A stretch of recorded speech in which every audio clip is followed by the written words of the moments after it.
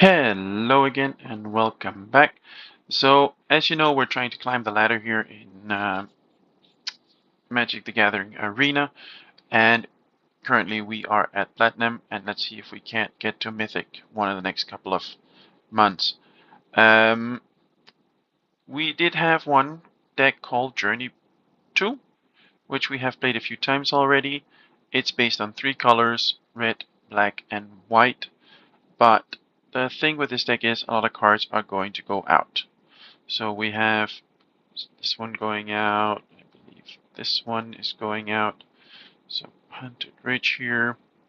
So as you can see, quite a lot of cards in our mana base are going to leave the format. Yeah, they're all staying in. So as you can see here, a lot of our mana base is going to go out. We don't have the rares to replace them with newer versions that stay in. So at the moment, this could become a problem in just a week or so, a little bit more than a week now. So yeah, I was looking into options of how to improve this deck or change it so that we don't run into that mana base problem. Because I think with my current mana base availability, I'm pretty sure I have to go 2 colors or less in order to be efficient. So having said that, I looked into what worked in this strategy and what didn't, and the things that we know worked pretty decent is the combination of taking care of cards in your opponent's hand and using the Fortune Loyal Steed to trigger them again and again. We also know that it's sensitive to removal, which is why we played a lot of removal ourselves. So having said that, I started looking into a deck and looking at what cards we have available in our collection. And I came up with something that actually works pretty decently, I think. I haven't tested it yet. We're going to do that together in a few minutes. But before I do, I just want to show you what we have put together here. Mostly, I am playing around 2 cards that have saddle. I think we're there yet. Yeah, now we're there. All right. So, what are we playing around? We are playing around the saddle abilities of Fortune Loyal Steed, and I actually have 2 Caustic Broncos. Caustic Bronco is a card that has been mentioned several times in competitive play. It's a really good card. There are some great synergies with that card. I'm not really sure if we have the cards to fully use it here, but I do believe that we have some options in this deck. So, how am I going to manipulate those 2 cards, or at least use them? First of all, we have Lord Skitter's Butcher. It's an ETB, so it works really well with the steed, because if we can bounce it every once in a while, we get it to come back, and we get one of those 3 choices. Secondly, it also works really well with a Bronco because as it comes into play, it's a 2/3. It creates a 1/1 rat. Now you have 3 power, which you can use to saddle your Bronco. So, having said that, it works really well with both of them. Another card that comes in is Skullcap Snail. We didn't play it in the previous build, but I am playing it now because I do want to commit some crimes every once in a while. This one targets an opponent, it exiles a card from his hand. He gets to choose, but that's fine. As long as it keeps coming back, we will start to slowly empty his hand. Because it targets, it does commit a crime, and we're going to use that. I'll show you that in a second. Nisumi Informant is one of the cards we were already playing. Now, Nisumi doesn't target, so it doesn't commit a crime. It does, however, get your opponent to discard a card, again targeting their hand. I am actually going to turn it around here. Like I said, crimes could be interesting in the long game, so let's change that up a little bit. Then we have Delny. Delny Streetwise, look out. I have 2 of him in my collection, and he interacts very well with creatures that have power 2 or less. Power 2 or less creatures are all of these: Nisumi, Skullcap Snail, Lord Skitter's Butcher. And of course, Fortune, Loyal Steed, and Caustic Bronco. They both have power too, so let's see how they interact. I am leaving in the hostile investigator for now. Whenever an opponent discards a card, you get to investigate. Investigating is interesting because it provides you with extra card draw. Card draw means that you get more consistency. So this is a card that I'm still going to keep it in. Also, it has power 4, which works well with the Bronco. And now I remember why I only had 2 snails, because Instigator also works very well with Nisumi. So as you can see in my comments here, I'm a little torn between these two. This one exiles, so Investigator won't trigger. This one discards, and it will trigger. Then we have I Got a Soul Cauldron. First of all, to prevent your opponents from using and reusing cards in their graveyard, we really don't want that. This card can prevent a lot of that. Also, it works really good against some of those creatures that turn into lands. As they die, because they first hit the graveyard, you can exile the creature before it turns into a land. You get rid of them once and for all. So that's really good interaction from I Got a Soul Cauldron. Having said that, it brings us to the last 2 creatures. Creature number 1, we were already playing, Phyrexian Fleshgorger. It's a 3/3 if you pay 3 mana, but with Fortune Steed, you can turn it into a 7/5, and it will only have cost you 3 mana. Also, if you were to hit this card with Caustic Bronco, you can deal a potential 7 damage to your opponent. And it doesn't slow you much. It doesn't slow you down because you can still cast it for 3. So you can keep your active mana base low while still keeping it high for hitting it with Caustic Bronco. That brings us to the crime card. Like I said, I want to commit a few crimes every once in a while, and this is where Giza the Hellraiser comes in. Giza the Hellraiser is a really good card. First of all, for 5 mana, you get 10 power out on the field. How do I get to 10? Simple. You have 2/2/2 tokens. They get +1/+1 and menace. So that makes them 3/3s with menace. That's 6 power in itself. And then you add her 4 power, and suddenly you have 10 power for just 5 mana. So this is really interesting. Also, whenever you commit a crime, you get to generate 2 more tokens. This adds up really, really quickly. Even if it's only once every turn, it doesn't really matter because you can also trigger it in your opponent's turn. That's where other cards come in. What are those other cards? Well, I got the Soul Cauldron, Hostile Instigator, Skullcap Snail. They all trigger Giza. But we're not done yet. What else triggers Giza? Virtue of Persistence. You can target a creature, give it -3/-3, and you gain 2 life. That is a crime. Also, if you take a creature from your opponent's graveyard, it's also considered a crime. So this card will trigger both sides, both the adventure as well as the enchantment will trigger as crimes, again working really well with Giza. Terra doesn't. But there is a good chance we're going to have a decent number of permanents in our graveyard, in which case Terra becomes a pretty decent board wipe late game. Then we have Sheldred's Edict. It's one of the cards that doesn't target. As a result, it doesn't commit a crime. But I still like this card. It has 3 options. I really like all 3 of them, and I keep using it. For me, at the moment, it's a stable and instant.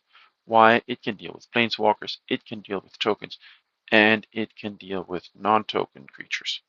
So that really makes it a tough card for me to cut at the moment. Not on my watch is an instant. Exile target attacking creature. Again, we target. That's a crime.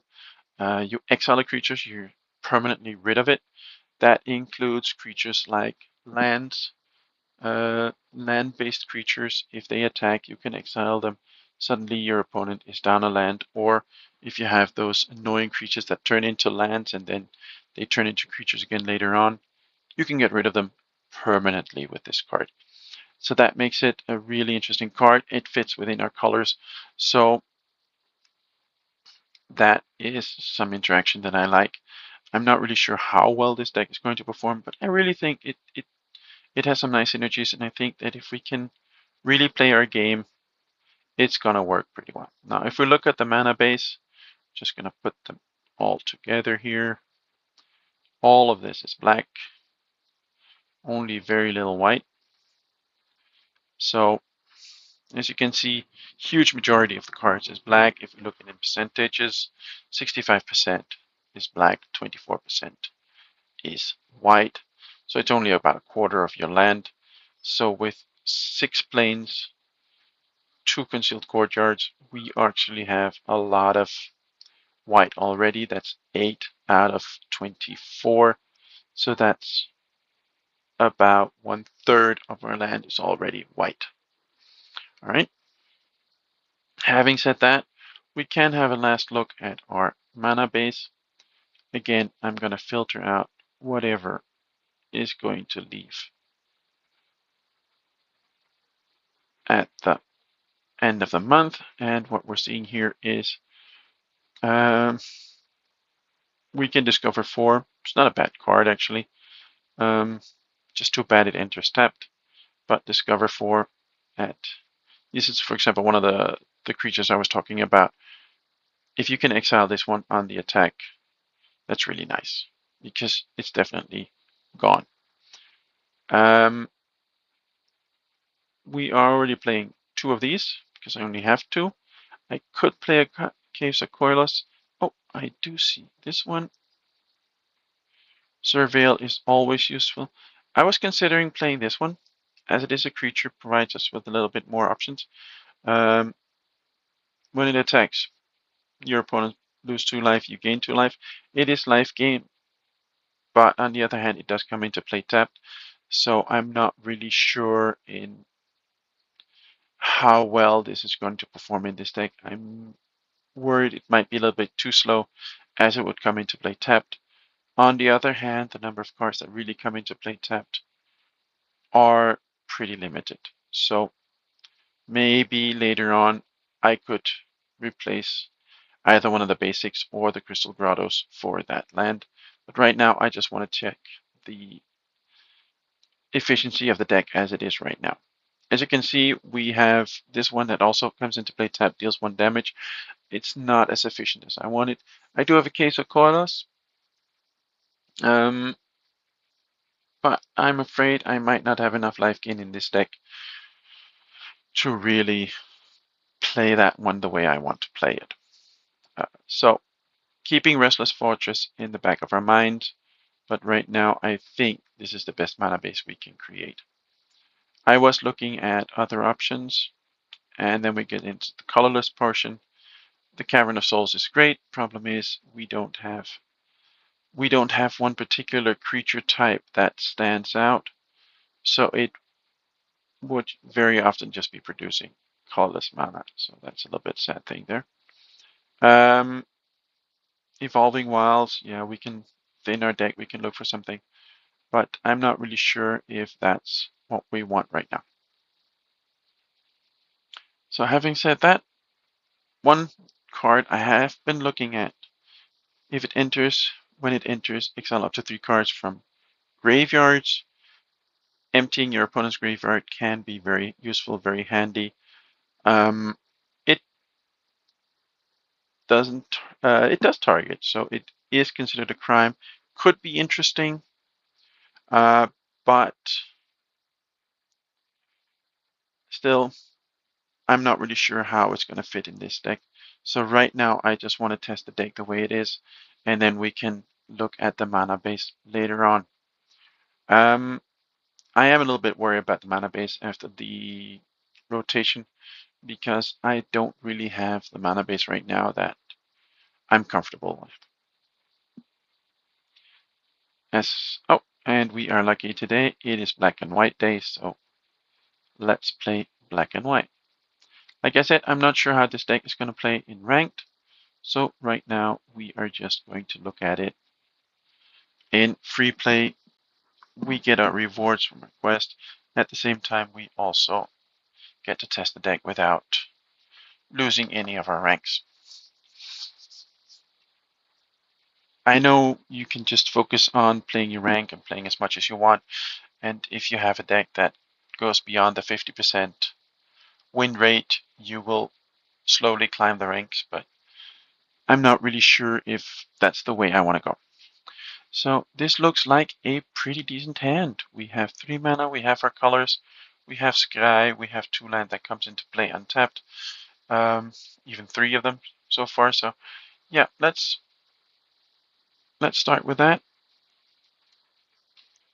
Yeah, definitely removal we can keep. So we have our 2 Gisas already. That's not really great, but let's have some fun anyway with it. So we're not really pressuring our opponent yet. We're just making him discard a card. Oh, we're up against that kind of deck again. Yeah, that's gotta hurt. That's going to hurt. It's going to be a difficult game to play, but we might still have a chance here. So Kami Whispered Hope is, yeah, let's attack.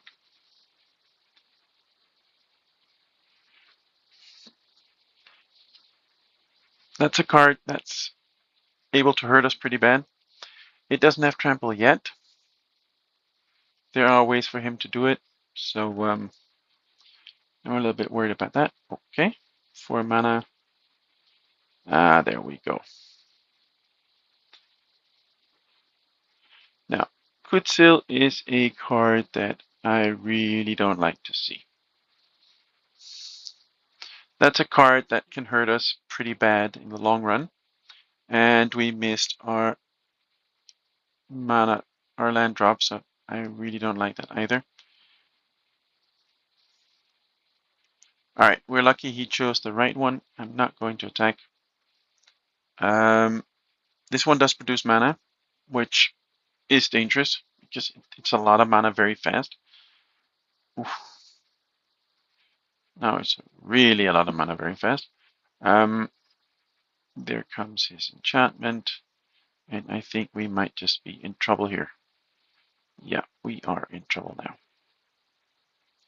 Ooh, we really are in trouble here. We're not gonna block. Yeah, best we can do. We are constantly missing our land drops here. I really don't like that. No attacks. We are in serious trouble now. We are constantly missing our drops. That's bad, especially considering the fact that our opponent is not missing his drop. Doesn't look like we have much of a choice. And this one came in too late. All I can do here is put this one in and end the turn here. So next turn we're going to take a serious hit. We do have 1 removal left. Yeah, that was expected that he was going to pump something. He's going to go to attackers. We can take out 1, but we're still going to get hit with a lot. So yeah, resolve my turn. So all we have here is 1 Gisa Hellraiser. We are going to target his graveyard, providing us with 2 tokens.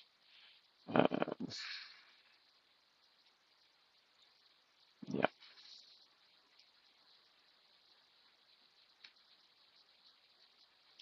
There we go. And that's game.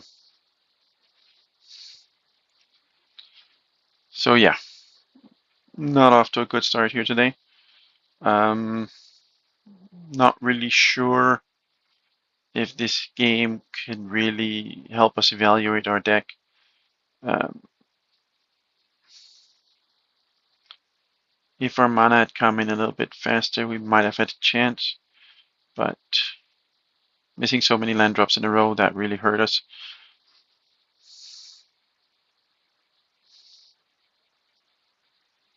So let's see what we can come up with here. I'm really curious to see what this deck can do.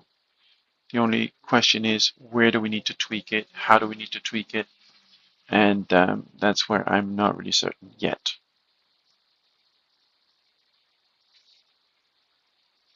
There are a decent number of ETBs to consider. We do have early removal. We do have our 2 colors. Let's see if we get to draw a little more land this time. Just going to put in white.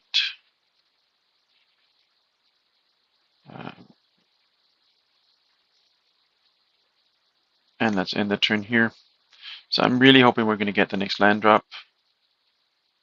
Okay, he is playing blue and white. That's risky because there might be some counters, but he didn't counter here, which surprises me. I was actually expecting some kind of counter.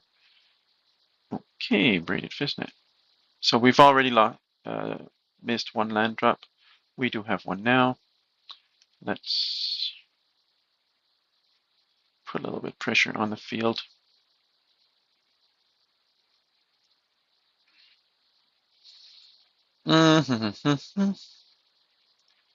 Yeah, I'm going to sacrifice a creature.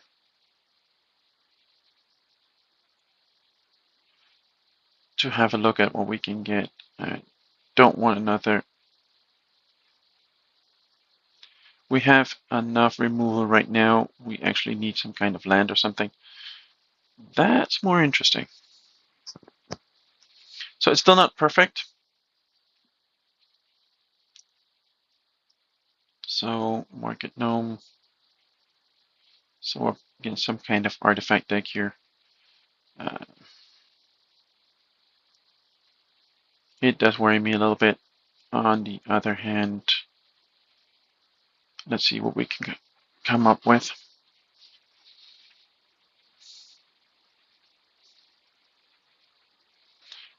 So right now we are missing our land drops. I really don't like that.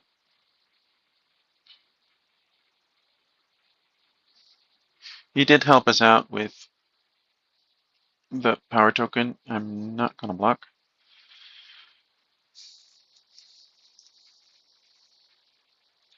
This is really annoying me right now.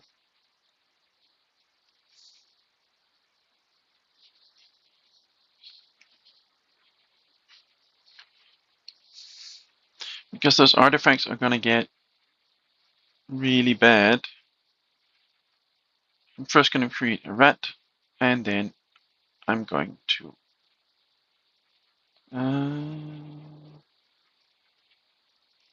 yeah, he tapped it. Let's just... oof. Yeah, we can use 1. Let's put in a land. We're not going to attack and actually stack the abilities of the Lord Skitter before in the wrong order. I should have stacked them differently so that I actually had the red token I could have sacrificed. So that was my mistake. So yeah, that was not a good turn for us, and this one doesn't seem like a good turn either. So we're starting to get our drops. Yeah,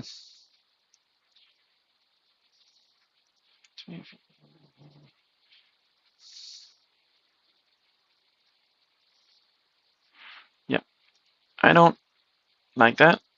Let's get rid of it.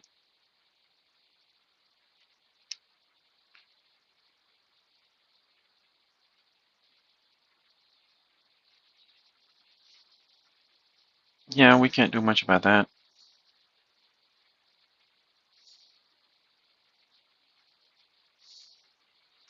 Gonna take action here And I'm going to go for a white because then we can do the following. He has one token, so we're going to have him sacrifice that one. And then we're going to attack with everything. So we're still not in a good position, but it's a little bit better than it was a few minutes ago. Yep. That's okay. And we're just going to exile that one. Let's get rid of it. And let's be done with it.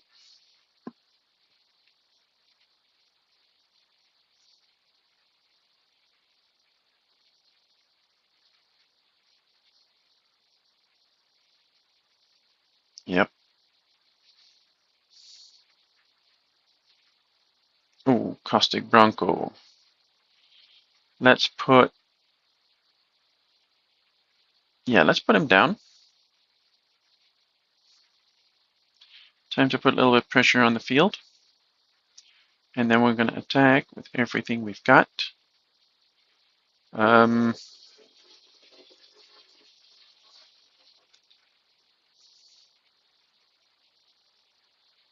Let's see what he does here. Yep. To damage. Yep. Okay. Now that's a dangerous card to be up against. Yep. I was expecting him to do that. But that's where his card gets to be in our advantage. So now we're in a really decent position. Yeah, that's not a bad hit. There we go. So even though I made a mistake here and there, it did get turned around. So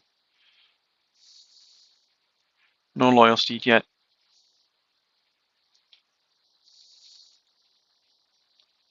Let's play it again. I really want to see what this deck does. Because I'm not 100% convinced yet. Problem is, I don't really know what to take out, what to put in. So I really need to test this deck to figure out what direction I'll be going with it. I think there's some really good synergies in there. I think we can be very successful with this deck if we can really tweak it the way we need it to. So we keep getting very low land. Yeah, let's keep it. Okay, now we hit another land. That's good.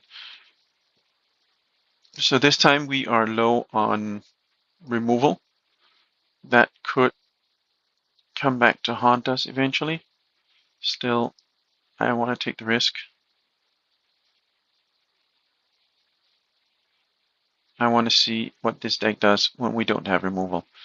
Okay, Smuggler Surprise. That's dangerous. If he has the luxury to be able to remove that card, then we're in trouble.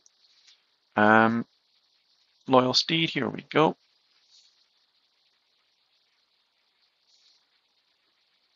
We get to scry.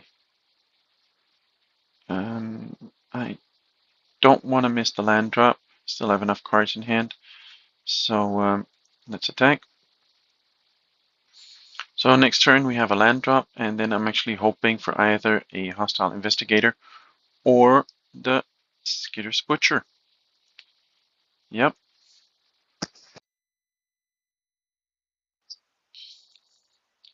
So our opponent here is looking for a land. I can live with that. Yep. Good. So I think the most important thing right now is dealing with our opponent's hand.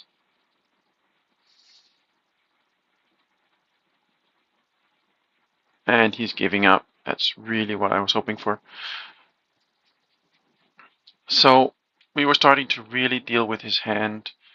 This turn we would have taken out 2 cards from his hand. And as you can see, when you start dealing with an opponent's hand, they get frustrated or they get pushed out of the game very, very fast. So if we can consistently do that, I think we're in a good spot. It also means that maybe taking out the Bronco, putting in some more discard might be the right way to go. Not really sure yet. I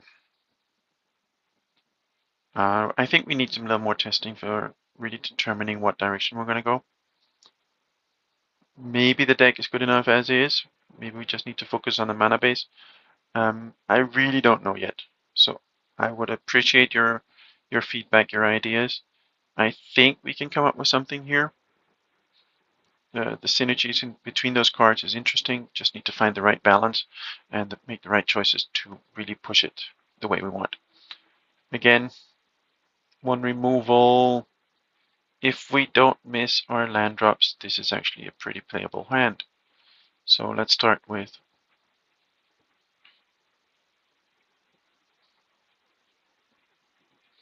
depending on what he's going to do, we have the Caustic Bronco turn 2, or we have Not on My Watch as a reaction to whatever he does.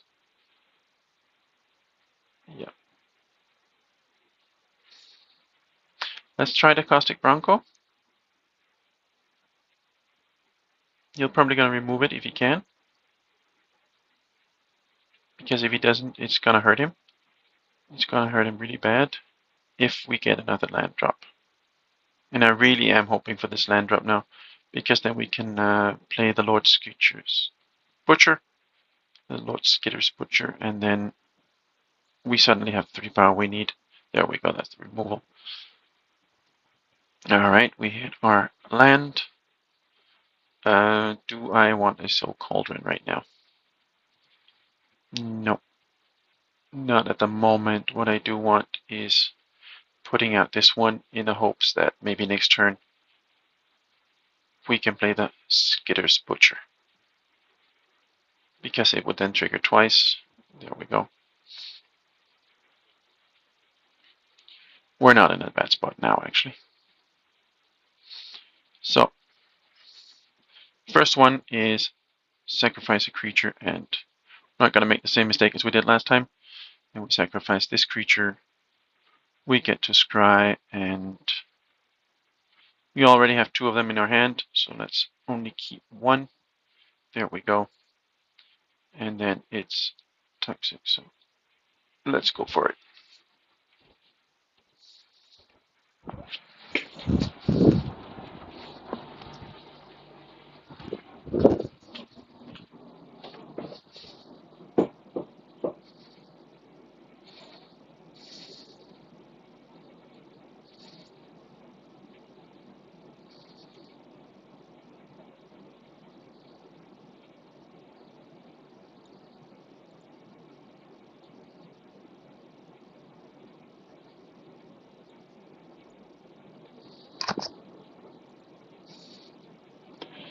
So why am I keeping my mana open?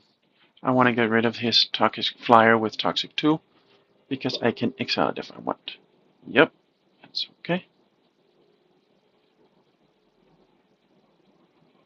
Another Toxic 2. We're in a pretty decent spot here. Let's just exile it, because then it doesn't come back with Necrogen Communion. There we go, that's what we needed. We are at 6 mana. We have a 3/1 Toxic 2. Let's put in this heavy hitter, and let's just attack because he can't block us.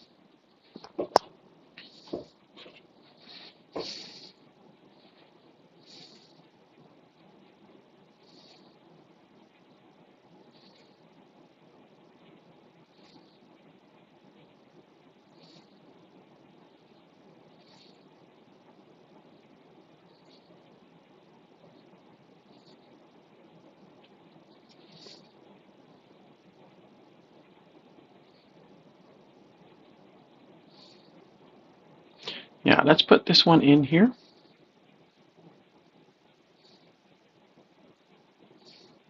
The double scry is always useful.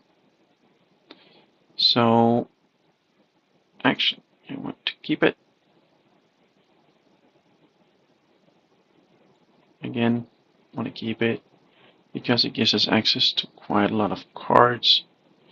And we're just going to go to combat. Let's attack with both of them.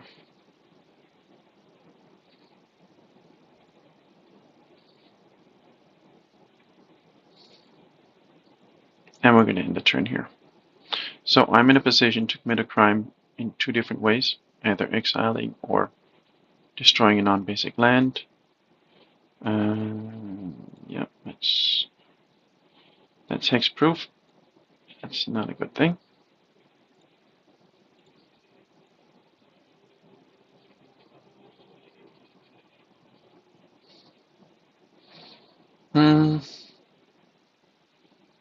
So all we can do here is we're gonna blow up this land.